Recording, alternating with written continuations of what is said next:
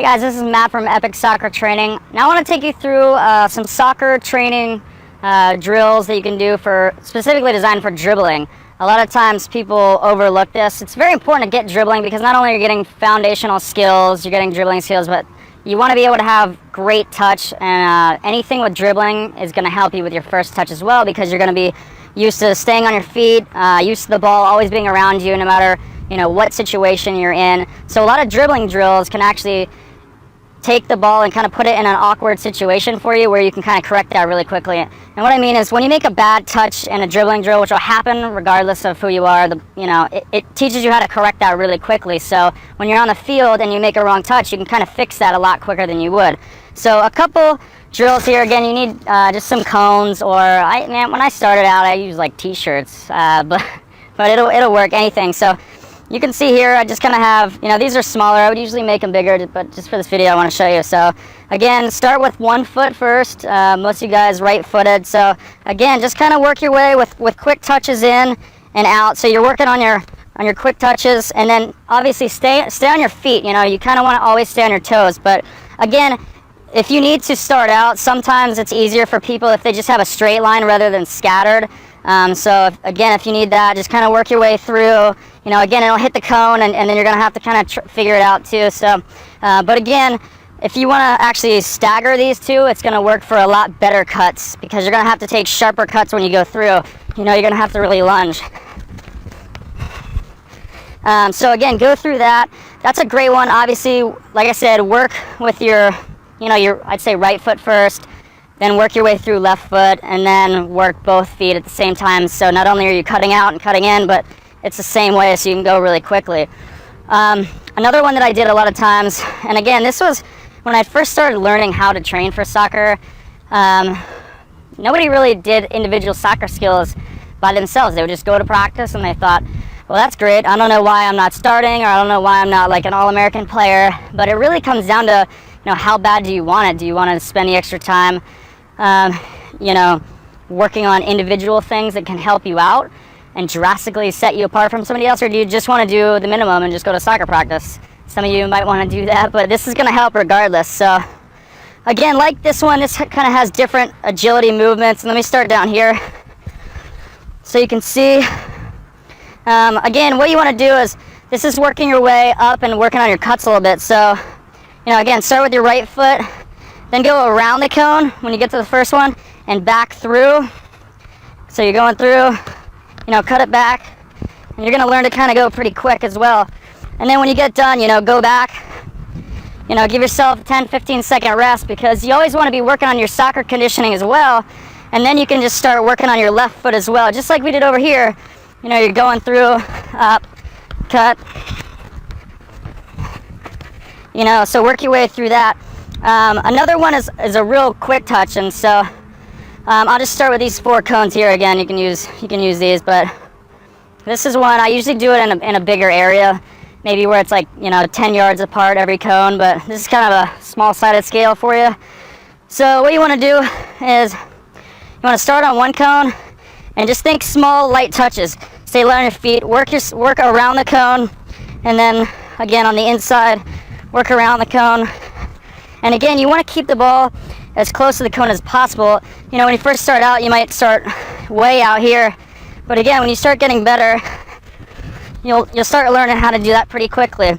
So try not to get dizzy too, but that one is more designed for one leg, and then working on your right leg, and then working on your left leg. So when you kind of intersperse all these drills together is when you're going to start getting thousands of touches in virtually no time at all. You can get 1,000 touches in half an hour of practicing this type of stuff. So again, if you want to check out how I kind of became, I guess, the player that I was, it was from individual skills. It wasn't going to practice. So again, I kind of explained that to people, how I kind of went through that whole process of taking my individual skills to another level, which you can watch that in the video right below, in the link right below this video. Also, I'm gonna have a bunch more videos come out, so leave comments. I'll come by and answer those personally. If you have any questions or wondering about anything, I'll be happy to answer them. And then also, don't forget to subscribe up top, and I'll see you guys in the next video. Take care. Here I want to show you some soccer moves that you can actually use in the game. I've been doing a couple of these videos recently, and you know I'm all about being effective. I don't care about fancy tricks. I want stuff that actually works in the game, the stuff that you can actually use. So today we're going to talk about that a bit. I got my friend Dawson here to help me out, and he's going to be the defender. He's just going to do passive defense, so I don't want anyone on the comments saying this guy sucks at defending. That wouldn't work. We're just doing this to demonstrate, okay? So what I want to say first is you may not even need moves. Dawson, come right here, okay? Pace, using your pace. And when I say pace, I don't mean you have to be the fastest player on the field. You just have to use whatever pace you have. The problem is most players get in one-on-one situations and they try to do all these tricks and they might even beat the guy. But once they beat him, they go nowhere. They just jog past him, and then Dawson comes back in front of me, and now suddenly he either steals the ball or I have to beat him again and again and again and again. Okay? You can just ghost past guys. Just blow past them if you just use a change of pace. Okay? So first of all, you may be making it too complicated in your mind. You may be thinking, I have to do all these crazy tricks, when in reality, you just have to find the space and get there first. Okay? So think about using your pace, and like I said, you don't have to be really fast, but you have to use whatever pace you have. Okay, next thing I want to talk about is using the cut. Okay, so I can take Dawson this way. When I want to go that way, I'll just cut there, and it's very important that you become comfortable going both ways, left and right.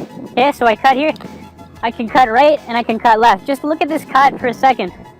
So I'm going at him. When he lunges for the ball, lunge for the ball, okay, I'm cutting away and then forward. So I'm not cutting into him. It's not like this. Okay, I'm actually like, sometimes I'm almost going backwards. He's lunging for the ball and I'm coming there and then forward. Okay, I really like that one, and I think that's something you should use. And again, it's about these effective moves. Okay, so once I do the move, whether it's a cut, then I have to use my pace. Don't jog away, sprint away. Okay, next thing you want to use is the croquette, or inside-outside. I use this one all the time. Okay, so he's lunging for the ball. And again, it's for that right foot to left foot, but it's really quick.